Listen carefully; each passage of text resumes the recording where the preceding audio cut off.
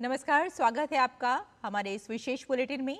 मैं हूं रेशमा आपके साथ और मेरे साथ है मेरे सहयोगी शरद मुदगल। आइए हेडलाइंस पर नजर डालते हैं। प्रधानमंत्री नरेंद्र मोदी आज विश्व पर्यावरण दिवस के अवसर पर नई दिल्ली में करेंगे वृक्षारोपण। 200 इलेक्ट्रिक बसों को दिखाएंगे हरी झंडी।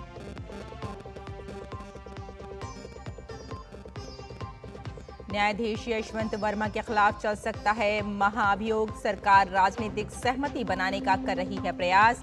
मॉनसून सत्र से पहले संसदीय कार्य मंत्री किरेन रिजिजू ने दी जानकारी।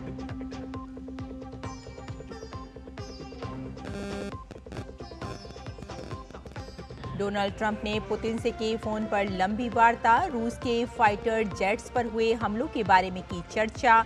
पुतिन ने कही जवाबी हमले की बात। रूस यूक्रेन के बीच फिलहाल शांति की गुंजाइश नहीं।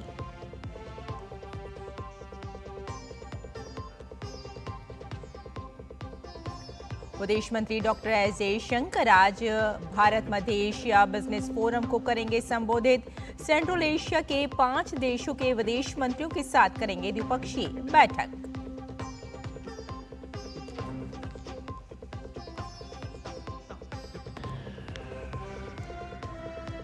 श्री राम जन्मभूमि मंदिर में आज होगी श्री राम दरबार की विधिवत प्राण प्रतिष्ठा। 101 आचार्यों द्वारा संपन्न होगा अनुष्ठान।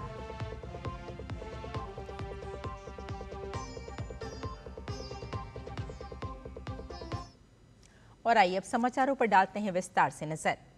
प्रधानमंत्री नरेंद्र मोदी आज विश्व पर्यावरण दिवस के अवसर पर नई दिल्ली के भगवान महावीर वनस्थली पार्क में एक विशेष वृक्षारोपण पहल का नेतृत्व करते हुए पर्यावरण संरक्षण और हरित गतिशीलता के प्रति भारत की प्रतिबद्धता की पुष्टि करेंगे।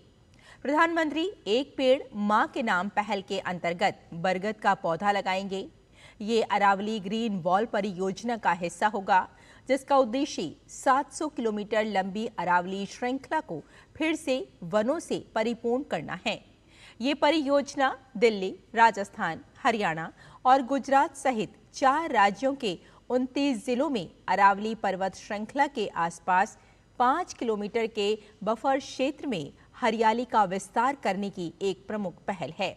इसका उद्देश्य वनीकरण, पुनर्वनीकरण और जल निकायों के जीर्णोद्धार के माध्यम से अरावली की जैव विविधता को बढ़ावा देना है। इसका उद्देश्य क्षेत्र की मिट्टी की उर्वरता, जल उपलब्धता और जलवायु अनुकूलता में सुधार करना भी है। ये परियोजना स्थानीय समुदायों को रोजगार और आय सृजन के अवसर प्रदान करते हुए लाभान्वित भी करेगी। इसके अलावा प्रधानमंत्री दिल्ली सरकार की सतत परिवहन पहल के तहत 200 इलेक्ट्रिक बसों को भी हरी झंडी दिखाएंगे। ये न केवल स्वच्छ शहरी गतिशीलता को बढ़ावा देगा, बल्कि पारिस्थितिक संतुलन के प्रति राष्ट्र के सामूहिक दायित्व का भी प्रतीक होगा। केंद्र सरकार जस्टिस यशवंत वर्मा के खिलाफ महाअभियोग की कार्यवाही शुरू करने के लिए राजनीतिक सहमति बनाने की कोशिश कर रही है। Justice Verma Delhi high court के पूर्व जज हैं। उनके नई दिल्ली स्थित सरकारी आवास से बड़ी मात्रा में नकदी बरामद की गई थी। महाअभियोग से जुड़े सवाल पर संसदीय कार्य मंत्री किरेन रिजिजू ने कहा कि जस्टिस वर्मा का मामला सरकार के संज्ञान में है। इस पर सभी राजनीतिक दलों से बातचीत की जा रही है। उन्होंने ये भी कहा कि जुडिशरी में करप्शन का मामला देश के लिए बहुत गंभीर है, लिहाजा हर राजनीतिक दल को एकजुट होना होगा। विदेश मंत्री डॉक्टर एस जयशंकर आज दिल्ली में India central Asia business forum में भाग लेंगे। इस बिजनेस फोरम में कजाकिस्तान के उप प्रधानमंत्री और विदेश मंत्री मुरत नोटलाऊ और साथ में किर्गिज गणराज्य के विदेश मंत्री जीनबेक कुलुबाएव और ताजिकिस्तान की विदेश मंत्री सिराजुद्दीन मोहिरुद्दीन, तुर्कमेनिस्तान के विदेश मंत्री राशिद मेहरदोव, उज्बेकिस्तान के विदेश मंत्री सैदोव बख्तियार ओडिलोविच शामिल होंगे। इससे पहले विदेश मंत्री doctor S Jaishankar central Asia के 5 देशों तजाकिस्तान, किर्गिस्तान, तुर्कमेनिस्तान, कजाकिस्तान और उज्बेकिस्तान के विदेश मंत्रियों से मुलाकात करेंगे।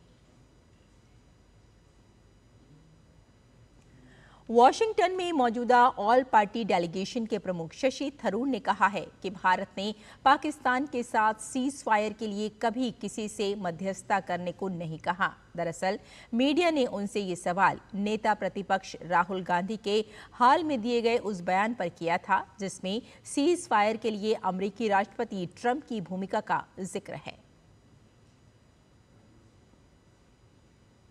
अमेरिका के राष्ट्रपति डोनाल्ड ट्रंप ने अपने रूसी समकक्ष व्लादिमीर पुतिन से फोन पर बात की है। दोनों नेताओं में 75 मिनट तक की बातचीत चली, जिसमें खास तौर पर रूसी एयरबेस पर ड्रोन हमले और ईरान के परमाणु कार्यक्रम के बारे में चर्चा हुई। ट्रंप ने बातचीत के बाद बताया कि पुतिन ने सख्ती के साथ यूक्रेन से ड्रोन हमले का बदला लेने की बात कही है, जिसमें पुतिन ने कहा कि रूस अपने सैन्य हवाई अड्डों पर यूक्रेनी ड्रोन हमले का जवाब देगा। डोनाल्ड ट्रंप ने फोन कॉल पर व्लादिमीर पुतिन के साथ ईरान के परमाणु कार्यक्रम पर भी चर्चा करते हुए कहा कि ईरान के पास परमाणु हथियार नहीं होने चाहिए। पुतिन और ट्रंप की ये बातचीत रूस में ड्रोन हमले के 4 दिन के बाद हुई है। रविवार को यूक्रेन ने रूसी एयरबेसों को निशाना बनाते हुए बड़े हमलों को अंजाम दिया था। इस हमले में रूस के 40 फाइटर जेट तबाह होने का दावा किया गया है। अरबों डॉलर के नुकसान के बाद रूस की ओर से यूक्रेन पर बड़े हमले का अंदेशा जताया जा रहा है। संयुक्त राष्ट्र सुरक्षा परिषद में बुधवार को गजा में तुरंत और स्थायी संघर्ष विराम की मांग करने वाले प्रस्ताव पर अमेरिका ने वीटो कर दिया। अमेरिका का कहना है कि प्रस्ताव में हमास की तरफ से बंधक बनाए गए लोगों की रिहाई को संघर्ष विराम से नहीं जोड़ा गया है, इसलिए वे इसे स्वीकार नहीं कर सकता। बता दें कि ये प्रस्ताव 15 सदस्यीय परिषद में लाया गया था, जहां बाकी 14 देशों ने संघर्ष विराम के प्रस्ताव के पक्ष में वोट दिया। अमेरिका के विरोध का बड़ा कारण है कि अमेरिका चाहता था कि प्रस्ताव में 7 अक्टूबर 2023 को इस्राएल पर हमास के हमले की निंदा की जाए, हमास के हथियार छोड़ने और गाजा से हटने की भी मांग की जाए।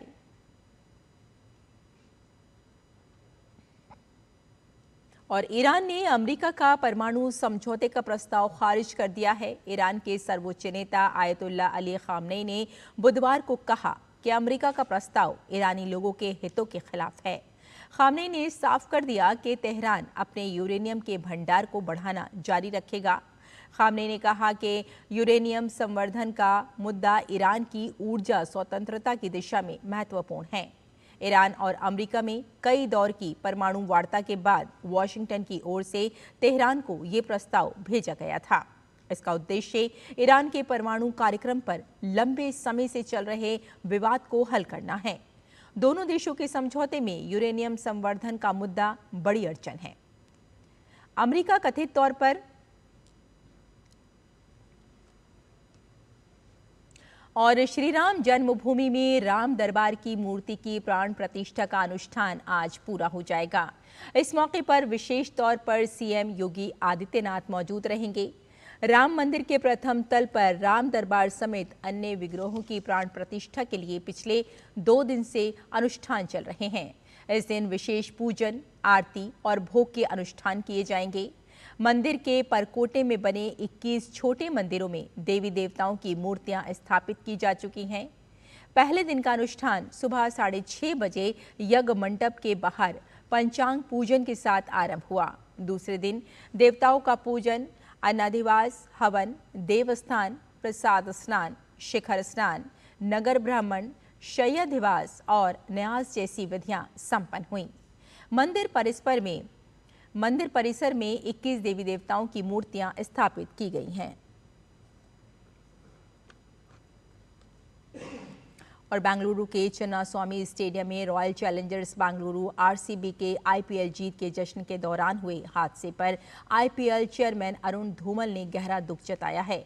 उन्होंने कहा कि बोर्ड को मैदान पर जश्न के बारे में पहले से कोई जानकारी नहीं थी। उन्होंने इस त्रासदी को दुर्भाग्यपूर्ण और दिल दहलाने वाला बताया है।